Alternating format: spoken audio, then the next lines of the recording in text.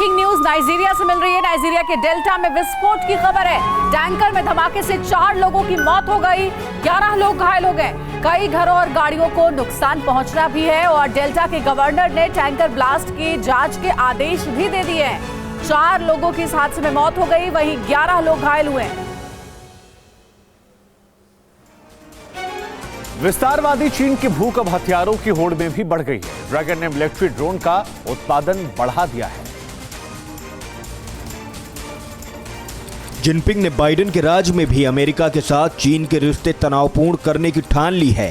पूर्व राष्ट्रपति ट्रंप के शासन में दोनों देशों के बीच रिश्ते में खटास चरम पर थी। वो अब भी कम होते नहीं दिख रही, क्योंकि बीजिंग ने जो कदम उठाया है उसने सीधे वॉशिंगटन को चुनौती दे दी है।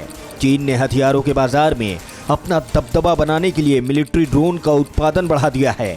चीन के मिलिट्री ड्रोन का इस्तेमाल दुनिया के कई देशों में होता है, जिसमें उसका चिर विरोधी अमेरिका भी शामिल है। चीन ने मिलिट्री ड्रोन बनाने में अपनी ताकत झोंक दी है।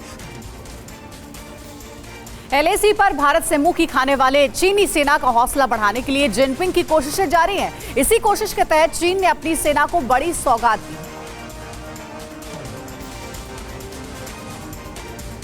भारत और चीन के बीच तनाव जारी है। एलएसी पर भारत और चीनी सैनिक आमने सामने डटे हैं। इसी बीच ड्रैगन ने अपनी सेना का हौसला बढ़ाने के लिए उनकी सैलरी में बड़ा इजाफा किया है। चीन ने अपने जवानों और अफसरों की सैलरी में बम्पर बढ़ोतरी की है। इस साल से चीनी सेना को 40% बढ़ा हुआ वेतन मिलेगा।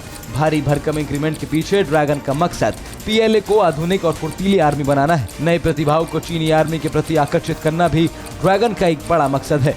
आपको बता दें कि इस साल की शुरुआत में चीन ने अपने राष्ट्रीय रक्षा कानून को संशोधित किया है, जिसमें राष्ट्रपति शी जिनपिंग की अध्यक्षता में केंद्रीय सैन्य आयोग की शक्ति का विस्तार किया गया है।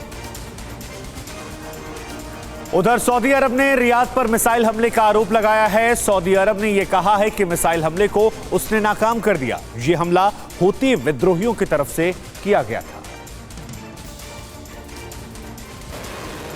सऊदी अरब ने ईरान समर्थित हूती विद्रोहियों पर मिसाइल हमले की कोशिश का आरोप लगाया है। सऊदी अरब ने कहा कि उसने अपनी राजधानी रियाद पर एक मिसाइल या ड्रोन हमले को इंटरसेप्ट किया है। हूती विद्रोहियों ने अभी रियाद की तरफ मिसाइल या ड्रोन लॉन्च करने की पुष्टि नहीं की है। सऊदी अरब पड़ोसी देश यमन में हूती विद्रोहियों के खिलाफ लंबे समय से युद्ध लड़ रहा है। हूतियों ने सितंबर 2017 में यमन की राजधानी सना पर कब्जा जमाया हुआ है। सऊदी अरब और उसके सहयोगियों ने यमन की सरकार के समर्थन में मार्च 2015 में हूती विद्रोहियों के खिलाफ युद्ध शुरू किया था।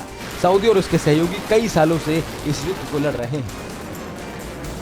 इधर जोधपुर में पाकिस्तान की सीमा पर चल रहे भारत फ्रांस की वायुसेना के संयुक्त युद्धाभ्यास डेजर्ट नाइट पर पाकिस्तान और चीन अपनी नजरें लगाए हुए हैं। इस युद्धाभ्यास में राफेल भी अपना दम दिखा रहा है। ये हिंदुस्तान का जोश है, ये इंडियन एयरफोर्स की ताकत है। आसमान पर वायु वीरों के अदम्य साहस की तस्वीरें जोधपुर की हैं। आसमान पर भारत और फ्रांस की वायुसेना के राफेल विमानों के साथ साथ सुखोई MU-30 MKI भी उड़ान भर रहे हैं। डेजर्ट नाइट युद्धाभ्यास के लिए यूएई के जिबूती से फ्रांस के 4 राफेल लड़ाकू विमान और 1 मल्टी रोल टैंकर ट्रांसपोर्ट विमान जोधपुर पहुंचे हैं। भारत ने इस युद्धाभ्यास में अपने राफेल और सुखोई 30 लड़ाकू विमान मिराज 2000 को उतारा है। परवाह देश की, सोमवार से शुक्रवार रात 10 बजे TV9 भारतवर्ष पर।